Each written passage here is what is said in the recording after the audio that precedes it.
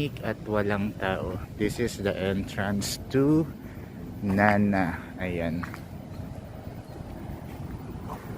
Kunyari lang papasok tayo para lang makasilip. Mas gusto ko kasing magkape. Also, this is a wine bar.